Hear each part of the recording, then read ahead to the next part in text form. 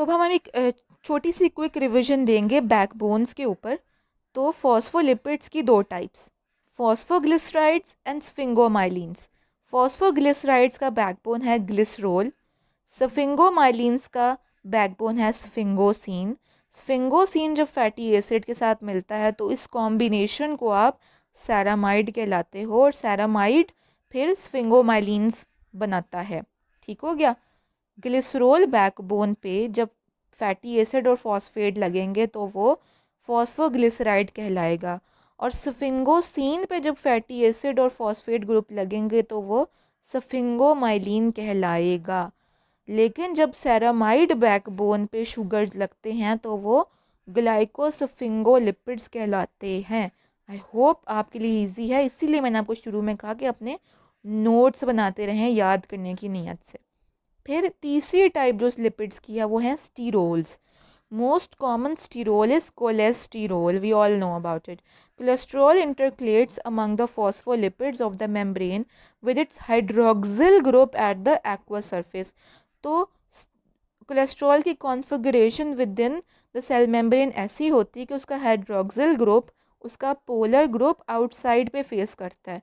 तो हमें तो पता है इस बात का कि जो हाइड्रोफिलिक एंड्स होते हैं वो पोलर होते हैं, वो वाटर लविंग होते हैं, वो आउटसाइड पे होते हैं। इसी तरह कोलेस्ट्रॉल का जो हाइड्रोक्सिल ग्रुप है वो उसका पोलर ग्रुप है, वो फेस करेगा एक्वस इन्वायरमेंट को। ठीक है।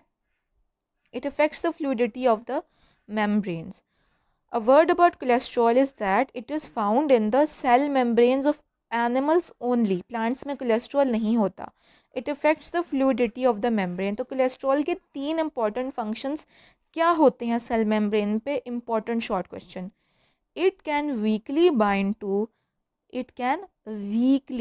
bind to the hydrocarbon tails of the phospholipids, making it more difficult for smaller molecules to cross the membrane. तो कोलेस्ट्रॉल स्मॉलर मॉलिक्यूल्स जो होते हैं ना, जैसे कि पोलर जो मॉलिक्यूल्स, नॉन पोलर मॉलिक्यूल्स जो पहले इजीली पास कर जाते थे, या वाटर या कार्बन डाइऑक्साइड, जो छोटे मॉलिक्यूल्स हैं उनके लिए डिफ़िकल्ट बना देता है पास करना। किस तरह?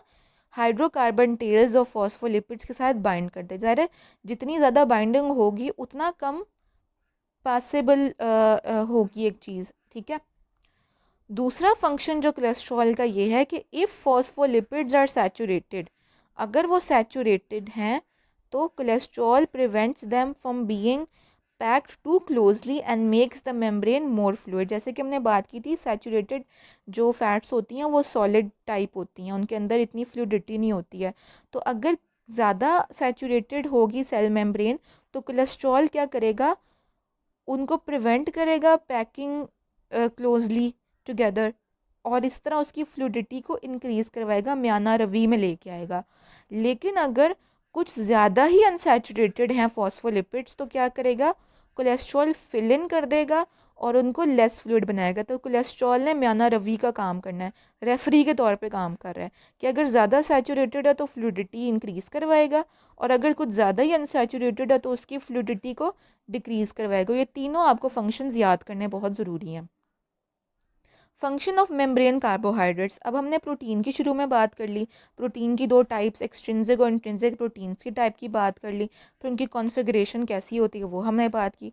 लिपिड्स के बारे में पढ़ा, 3 टाइप्स के लिपिड्स के बारे में पढ़ा। अब हम बात करते हैं कि मेम्ब्रेन कार्बोहाइड्रेट्स का काम क्या होता है। Membrane carbohydrates, many of these act as a receptor substance for binding hormones. तो ऑब्वियसली सेल मेम्ब्रेन के ऊपर रिसेप्टर्स पड़े होते हैं, और इन रिसेप्टर्स के ऊपर आके हार्मोन्स बाइंड करते हैं, और फिर ये हार्मोन सिग्नलिंग करता है और डिफरेंट फिर फंक्शन सेल कैरी आउट करता है।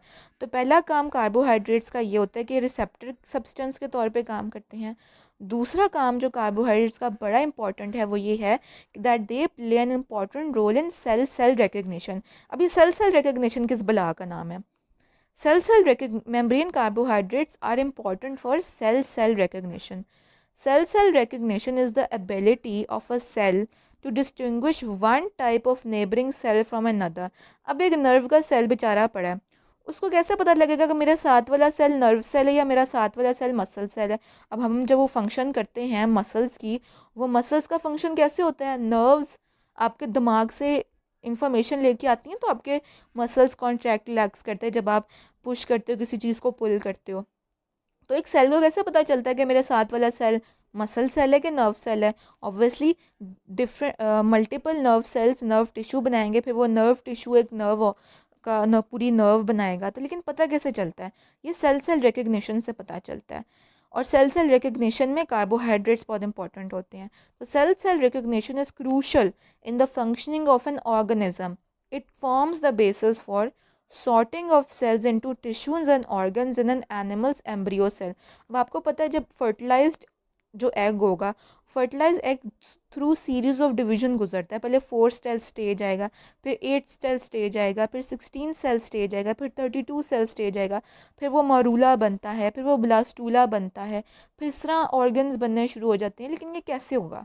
वो इस तरह होगा जब सेल सेल रिकग्निशन होगी, डिफरेंट सेल्स को डिफरेंट ड्यूटीज़ दी जाएंगी। फिर कहा जाएगा कि ये group of cells nerve cells हैं, ये group of cells muscle cells हैं, ये ग्रुप। अगर उनमें सेल सेल रिकग्निशन नहीं होगी तो सारे सेल्स एक जैसे होंगे। तो फिर जब सारे सेल्स एक जैसे होंगे तो ना ऑर्गन्स बनेंगे, ना उनके आगे से टिश्यूज़ बनेंगे, ठीक है ना। तो एक एम्ब्रियो के लिए ज़रूरी है कि वो अपने अंदर सेल्स को सॉर्ट करे, टिश्यूज़ बनाए, ऑर्गन्स बनाए। और इसके लिए ज़रूरी है कि एक सेल को पता हो कि उसके साथ वाला सेल क्या चीज़ है। तो इसलिए एक नर्व सेल को पता होगा ना, जब मेरे साथ वाला सेल नर्व सेल है तो वो नर्व सेल फिर नर्व टिश्यू बनाएगा। लेकिन जब एक नर्व सेल को पता है कि मेरे साथ वाला सेल मसल सेल है तो वो उसके साथ टिश्यू नहीं बनाएगा। तो सेल सेल रिकग्निशन में हेल्प करते हैं आपके कार्बोहाइड्रेट्स। दूसरा काम जो सेल सेल रिकग्निशन करता है, it is the rejection of foreign cells by the immune system. आपके अंदर कोई बैक्टीरिया, वायरस, फंगस आ गया है, आपके इम्यून सेल्स जो कि आपके वाइट ब्लड सेल्स होंगे उनको रिकग्नाइज करेंगे तो उनके अगेंस्ट काम करेंगे ना। आपके अंदर बैक्टीरिया आया, जब आपके वाइट ब्लड सेल्स ने रिकग्नाइज ही नहीं किया कि ये मेरी बॉडी का हिस्सा है ही नहीं, तो उनके खिलाफ वो खाक काम करेंगे। तो इसलिए वाइट ब्लड सेल्स के अंदर सेल सेल रिकग्निशन होनी बहुत ज़रूरी है। सेल सेल रिकग्निशन वो ये रियलाइज़ करेंगे तो जो ये मेरी बॉडी के अंदर चीज़ आई है ना, ये कोई फॉरेन चीज़ है, ये बॉडी की अपनी चीज़ नहीं है, इसलिए वो उसके अगेंस्ट फिर काम करना शुरू कर देंगे। Then that is how your body gets rid of the foreign materials और द फॉरेन इंट्रूडर्स और invaders from your body. The way cells recognize each other is probably by keying on the surface molecules or markers. And what are markers? Surface molecules found on external surface of plasma membrane thus distinguish one cell from another। तो ये carbohydrates की different configuration होती हैं जो कि markers बनाती हैं आपके प्लाज्मा मेम्ब्रेन पे। और इस तरह एक प्लाज्मा मेम्ब्रेन दूसरी plasma membrane of the different cell से डिफरेंट होती है। जैसे कि नर्व सेल्स के ऊपर एक सरफेस मार्कर होता है, इसलिए उस सरफेस मार्कर को रिकग्नाइज करके नर्व सेल्स फिर आपस में एक टिश्यू बनाएंगे। वो नर्व सेल्स कभी भी मसल के साथ मिलके नर्व टिश्यू नहीं बनाएंगे, कभी भी वो गैस्ट्रिक टिश्यू के सेल के साथ मिलके एक नर्व टिश्यू नहीं बनाएंगे। Tissue is made up of similar sales, ठीक है। और उन सिमिलर सेल्स ने अब कैसे रियलाइज़ किया कि हम सिमिलर हैं? क्योंकि उन सब के ऊपर एक टाइप का सरफेस मॉलिक्यूल था, और वो सरफेस मॉलिक्यूल या मार्कर कार्बोहाइड्रेट्स की वजह से बनता है। तो ये आपने इंपॉर्टेंट फंक्शन कार्बोहाइड्रेट्स का याद कर लेना, वो ये कि ये रिसेप्टर सब्सटेंस के तौर पे काम करते हैं, कि बाइंडिंग करवाते हैं हार्मोन्स की, डिफरेंट फार्माकोलॉजिकल ड्रग्स की, जब आप फार्माकोलॉजी पढ़ोगे। और दूसरा काम जो कार्बोहाइड्रेट्स ये करते हैं कि वो सेल सेल रिकग्निशन करवाएंगे। और बड़ी इंपॉर्टेंट बात है, मैं वाइवा में आपसे पूछ सकती हूँ कि सेल सेल रिकग्निशन होती क्या और किस तरह क्रूशल है ये आपकी वाइटैलिटी के लिए। Membranes are dynamic structures. Lipids and certain proteins exhibit lateral diffusion in the plane of their membranes। मतलब ये कि lateral diffusion easily हो जाती है। lateral diffusion का मुराद क्या है कि horizontal movements बहुत easily हो जाती हैं within the cell membranes। Transverse movements, vertical movements, flip-flop movements is extremely low and has been not been shown for any proteins. मतलब प्रोटीन्स इजीली ट्रांसवर्स मूवमेंट नहीं कर पाती, और अगर लिपिड करती भी हैं तो बहुत कम करती हैं। अनकैटलाइज्ड ट्रांसवर्स डिफ्यूजन, अब ट्रांसवर्स से मैंने क्या मतलब आपको बताया, वर्टिकल डिफ्यूजन या फ्लिप फ्लॉप। तो आप देखेंगे रेड रंग की जो चीज़ है, जो कि आपको एक फॉस्फोलिपिड नज़र आ रहा है, वो उठ के नीचे वाली साइड पे चला गया, ट्रांसवर्स मूवमेंट किया उसने, साइडवेज मूवमेंट नहीं की, लैटरल मूवमेंट नहीं की, ट्रांसवर्स मूवमेंट किया गया। मतलब वो एक एंड से उठ के नीचे वाले एंड पे आ गया, लेकिन नीचे क्या लिखा हुआ है, very slow, it occurs in days. तो क्या मतलब कि अनकैटलाइज्ड जो transverse movements within the cell membrane है वो बहुत कम होती हैं, और वो सिर्फ लिपिड्स के लिए शो की गई हैं। और अगर ये चीज़ तेज़ी से करवानी होती है तो एक फ्लिपेज नाम का एक एंजाइम है जो कि ट्रांसवर्स मूवमेंट्स को बहुत जल्दी करवा देता है। लेकिन अगर ये एंजाइम होगा तो फिर transverse movements within the cell membrane possible है। तो अब देखिए, ये लाल रंग का जो फॉस्फोलिपिड है वो नीचे आ गया है, नीचे वाली साइड पे उसने ट्रांसवर्स मूवमेंट किया और ये फास्ट हुई है विद इन सेकेंड्स, जब फ्लिपेज नाम का एंजाइम मौजूद था। अब वो बात कर रहा है अनकैटलाइज्ड लैटरल डिफ्यूजन की। लैटरल डिफ्यूजन में देखें, वो एक ही साइड से उठ के दूसरी साइड पे चला गया है, उसने लैटरल मूवमेंट की है, हॉरिजॉन्टल मूवमेंट की है, साइडवेज मूवमेंट की है।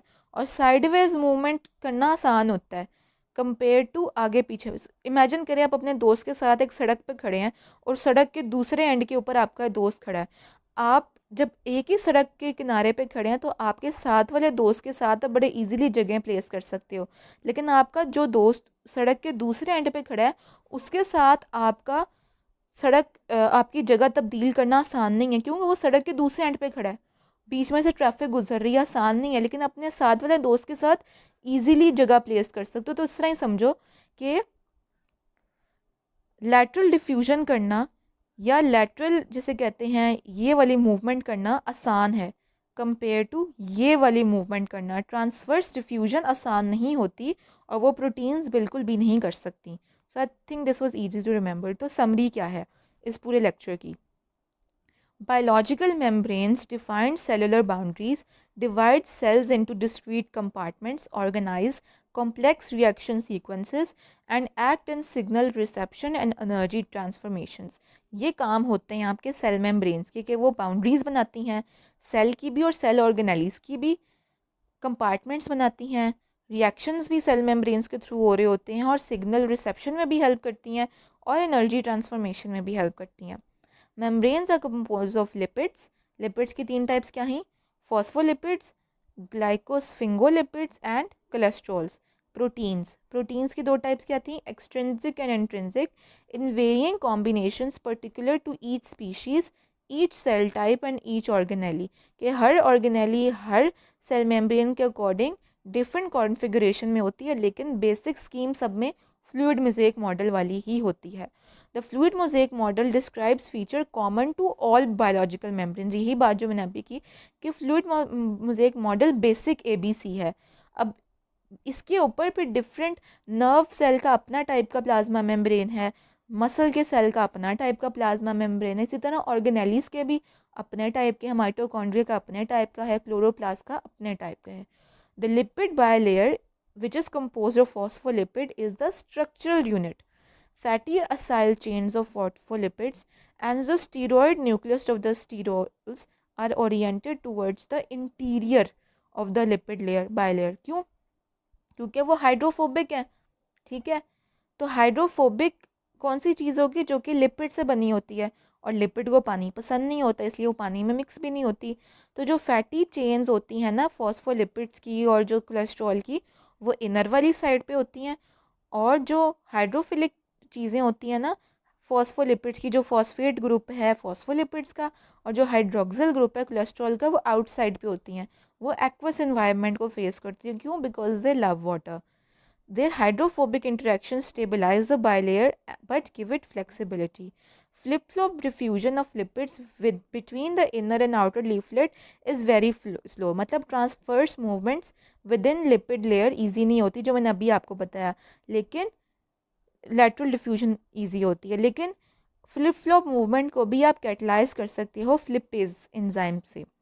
Lipids and proteins can diffuse bilaterally within the plane of the membrane. मतलब कि लैटरल साइडवेज मूवमेंट आसान है, वही ना कि सड़क के एक साइड पे आप अपने साथ वाले दोस्त के साथ इजीली जगह प्लेस कर सकते हो। But this mobility is limited by interactions of membrane proteins with internal cytoskeleton structures and interaction of lipids with lipid rafts। कि मतलब साइडवेज मूवमेंट भी आप आसानी से कर सकते हो, लेकिन इतनी भी आसानी से नहीं, उसमें भी साइटोस्केलेटन का एक रोल होता है जो कि उसको भी लिमिट करता है।